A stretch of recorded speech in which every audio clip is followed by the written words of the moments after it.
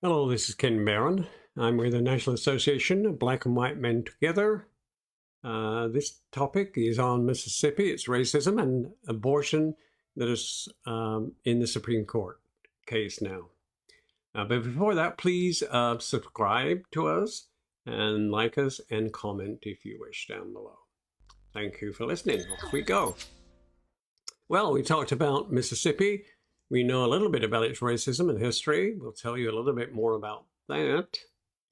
And we'll relate this to the abortion case from Mississippi. Mississippi has a distinction as the state where the tide of progress is blocked and pushed back. It's in the news again. It is in an abortion case before the Supreme Court. But first, some history. During the Reconstruction, Mississippi became a black power center in this country. There were not only more black people than white, there were also more registered black voters than white. Mississippi gave the United States its first 2 black senators, but white racists employed every method of intimidation possible to dissuade black people from voting.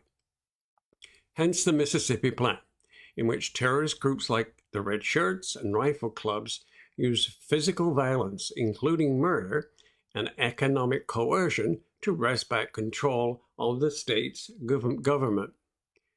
President Ulysses S. Grant resisted sending troops because of political considerations. This keeps resurfacing over and over throughout the history of this country and continues to this day.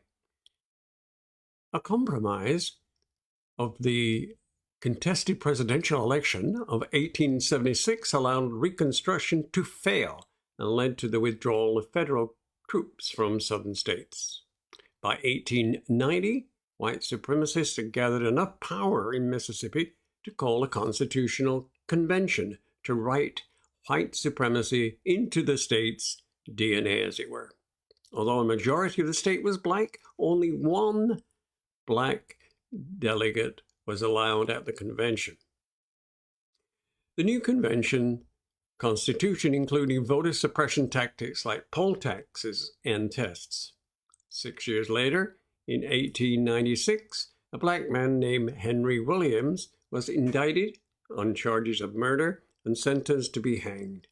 He appealed on the grounds that the jury was almost entirely white, and Williams argued that this violated his 14th Amendment rights. The case, Williams versus Mississippi, made it all the way to the Supreme Court, which ruled unanimously that Williams had not shown that Mississippi's new constitution was discriminatory.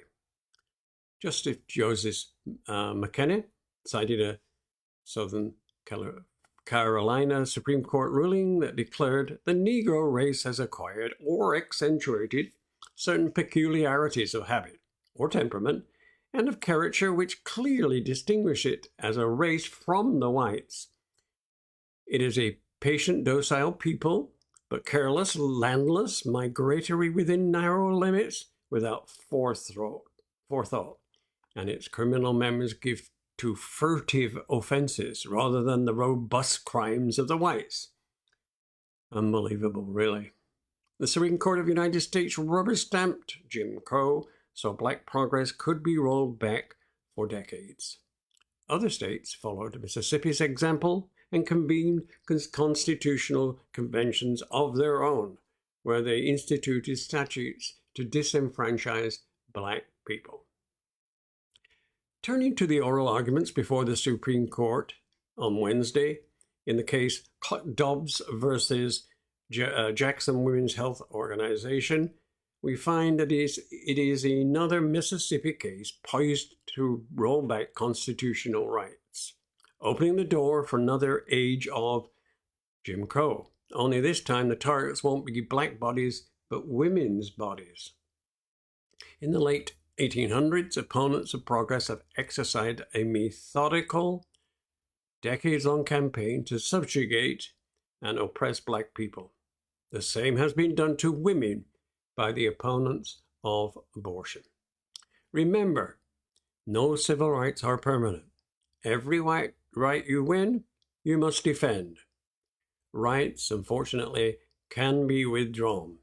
Whether Roe versus Wade fails or is significantly diminished, it will raise the question, which rights are next? Presumably, many others could be vulnerable. So join the NABWNT against this racism and sexism and do what you can to protect Black and women's rights. Thank you for listening. Please subscribe to us. And of course, we're at nabwmt.org on the website. Thank you very much.